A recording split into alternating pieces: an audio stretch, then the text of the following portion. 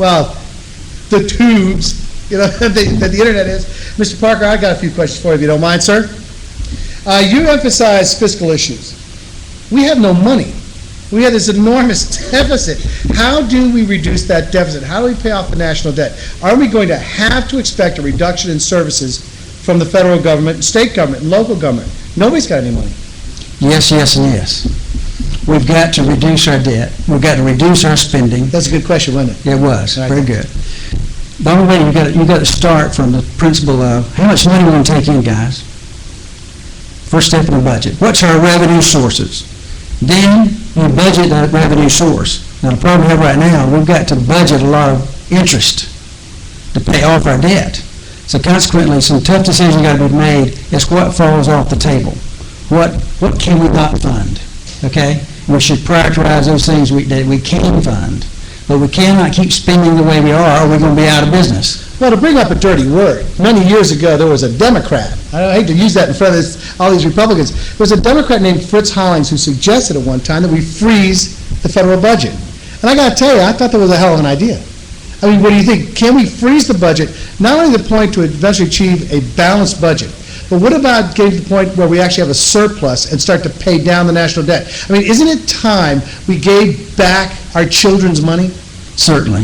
If I was sitting and consulting the U.S. government right now saying we need to go out of business because you have no business being in business, because you guys have spent beyond your means. And so what happens is, anytime I work with a small business and they're dealing with cash flow difficulties and financial issues, I start at the top.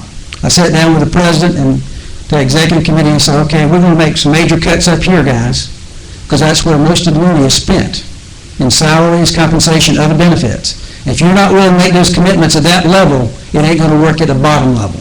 And same way with our Congress. I've already been mentioned about cutting those salaries. Amen to that, Mark. We need to cut those salaries because we need to send these guys home. They're up there for approximately 9 months of the year.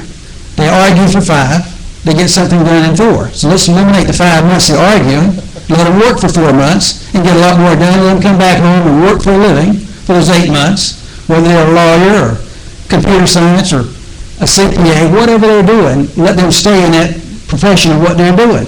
Because Congress was never intended to be a level of political science majors. That's all they've ever learned is how to be a political science person. Because let me ask you this.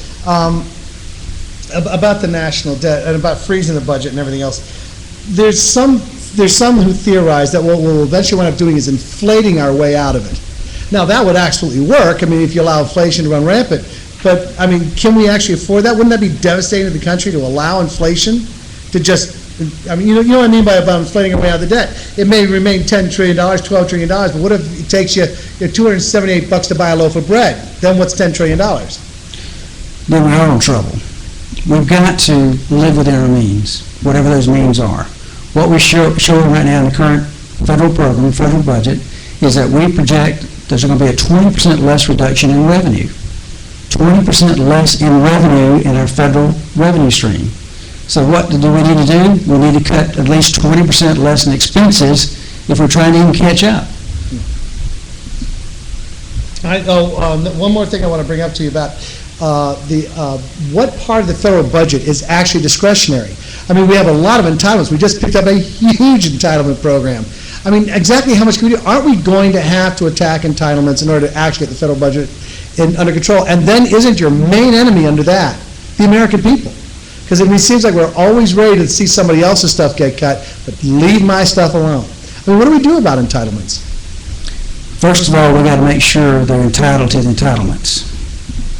And that needs to be scrutiny, that needs to be qualifications, and that means some tough decisions. Is that means testing? Is that what they mean by that? Well, a lot of kind of testing. Okay. Drug testing for sure to make sure that they're drug-free. All right. Okay? Now, let's say, for example, a young child has a younger child, and she's entitled to welfare. Okay? That happens. Okay? And then the grandparents of that parent encourage them to have a second child because that'll double their amount of federal entitlement. So that's happening. You're talking about aid to mothers with dependent children. Yes. Gotcha. What would happen if we required that child, that had the child, to say, if you receive entitlement money, that you would have to take care of the second child of another family and allow that person to go to work. Okay? There's no free lunch. If you Instant don't get daycare. instant daycare, and that would put a lot of people out there that could create jobs because they could afford to take on a job that's sort of minimum wage then. Right now, most people cannot go into the workforce and earn minimum wage and pay maximum child care. That doesn't work. Yeah, but what if the person that you say you take care of this child is John Wayne Gacy's? I mean, what do you do then? I mean, what about licensing and stuff like that? Who would qualify? You have to qualify them Yes. first. Gotcha. And they would be in the community, so they would know the background of these people, they would know their parents, they would know their family history, and that would hopefully give them more comfort in that process. All right, I'm going to take you off on a completely different tangent now, if you don't mind. Because with the trouble in the Gulf, with the oil spill, my question for you, and it's been a burning question in South Carolina for some time, is whether or not we're going to allow oil drilling or natural gas exploration off the South Carolina coast. Considering what's going on down there, should we be encouraging oil exploration, gas exploration off the South Carolina coast? We should encourage drilling anywhere we can drill because we need the resources. We need something we can sell. We need something also to protect ourselves from, like Venezuela. We shouldn't be buying crude oil from one of our arch enemies. That's just ridiculous. Venezuela C, Chavez no. Right? That's right. All right. Does anybody else in the audience have a question for Mr. Parker?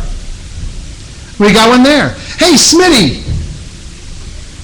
Yes, sir. Mr. Clark, first I'd like to ask you, would you be in favor of a biometric national ID card? Smitty asked if you'd be in favor of a biometric ID card. National ID. National one. Ooh, that's a good question, Smitty. He's all yours. At first glance, I would not be. All right.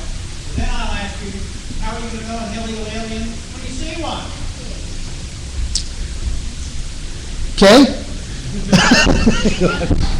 Are we going to be profiling?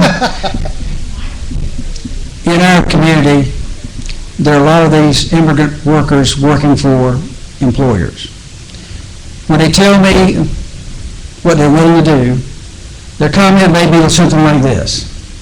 They will do twice the work for half the price. That's the reason I employ them, Clark, and we argue about why they should employ them. What I tell them is when they tell me that, I say, you're abusing them.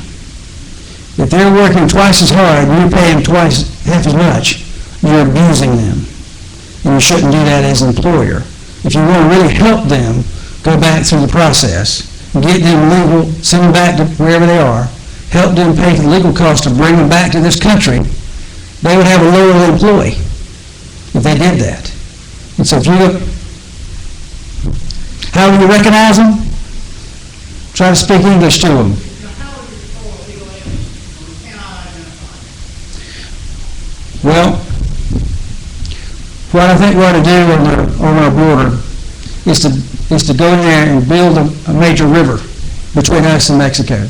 That river could be used for irrigation on both sides of the country.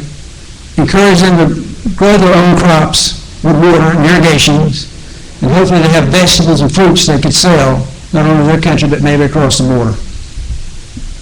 I want to thank Clark Parker for joining us tonight. We're running short on time here. We'll make sure to get this in for YouTube. Mr. Parker, thank you so much for coming and being my guest on Colbertradio.com. You're welcome.